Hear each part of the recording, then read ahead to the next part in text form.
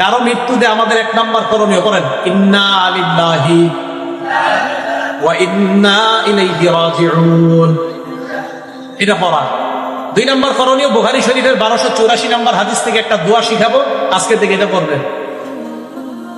নবীজির কন্যা মানে নবীজির এক নাতি মারা যায়, মারা যাওয়ার পর মারা যাবে অবস্থা নবীর কন্যা আল্লাহ নবীর কাছে সংবাদ পাঠাইলেন, আব্বা ইন্না ইবনানি কবিজ, আব্বা আমার ছেলেটা মুমূর্ষু অবস্থায় আছে, মারা যাবে অবস্থা, আব্বা মেহেরবানি করে আমাদের বাসায় একটু আসেন।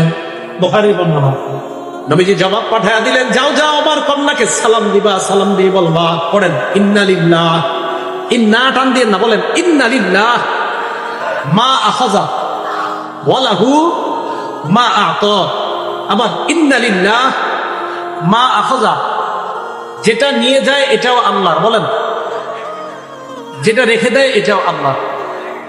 তো নবীজি শিখিয়ে দিলেন ইন্না লিল্লাহি মা আখাযা, যেটা নিয়ে গেছে আল্লাহ এটাও আল্লাহ, ওয়া লাহু মা আ'তা, যেটা আল্লাহ রেখে দেয় এটাও আল্লাহ। আপনার 4 সন্তানের 3টা যদি নিয়ে যায় এটাও আল্লাহ, 2টা রেখে দিছে এটাও আল্লাহ, এটাও কার?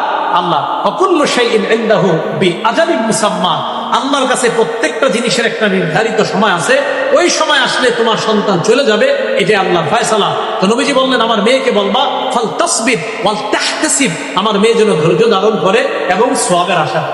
তাহলে কেউ মারা গেলে 1 নাম্বার আমরা ইন্না লিল্লাহি ওয়া ইন্না ইলাইহি রাজিউন পড়া।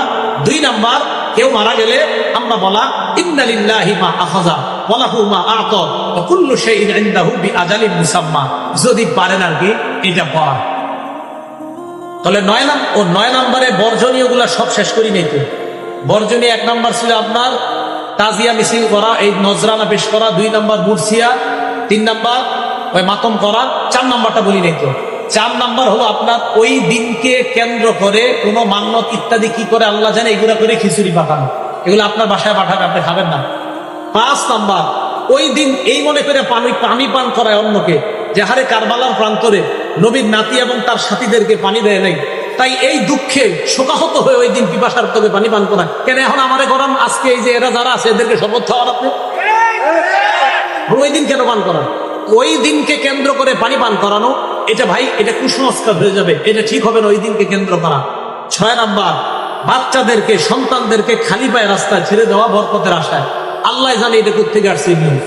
7 নাম্বার এই দিন কেন্দ্র করে ঢোল তবলা ইত্যাদি 1 থেকে 10 মহাকম পর্যন্ত পিটানো হয়, এটা নিষেধ, এটা জায়েজ নাই। একটা হাদিস মনে রাখবেন সারা জীবন, নাসিরউদ্দিন আলবানী রাহমাতুল্লাহ আলাইহি আনছে হাদিসটা, আর-সিলসিলাতুস সহিহা 427 নম্বর হাদিস। এই হাদিসের মধ্যে আসছে রাসূল আকরাম সাল্লাল্লাহু আলাইহি সাল্লাম বলেন সাউতানে মালউনান, বাংলাটা আমার সাথে বলেন, 2টি আওয়াজ অভিশপ্ত। আবার বলেন 2টি আওয়াজ অভিশপ্ত। এবার 1 নাম্বার বলি, বাংলাটা পরে বলবেন। 1 নাম্বার সৌতু মিজমারি ইকনা নি'মা, বলেন কোন খুশিতে বলেন কোন খুশিতে বাদ্যযন্ত্রের আওয়াজ। তাহলে বিয়ের পার্টিতে ঢোল তবলা ডেক সেট বাজানো, গায়ে হলুদের পার্টিতে ডেক সেট বাজানো, এই আনন্দে এটা বাজানো মানে শয়তানের আওয়াজ, অভিশপ্ত আওয়াজ আপনার বাসায় চলতেছে, আর এই অভিশপ্ত আওয়াজের মাধ্যমে আপনার মেয়েটাকে আরেকজনের হাতে তুলে দিন, এটা অভিশপ্ত আওয়াজ। আপনার বাসায় বিয়েকে কেন্দ্র করে যে ডেক সেট চলে, ক্যাসেট চলে, এটা অভিশপ্ত আওয়াজ। তাহলে একটা পাইলাম। 2 ওয়াসসাউতু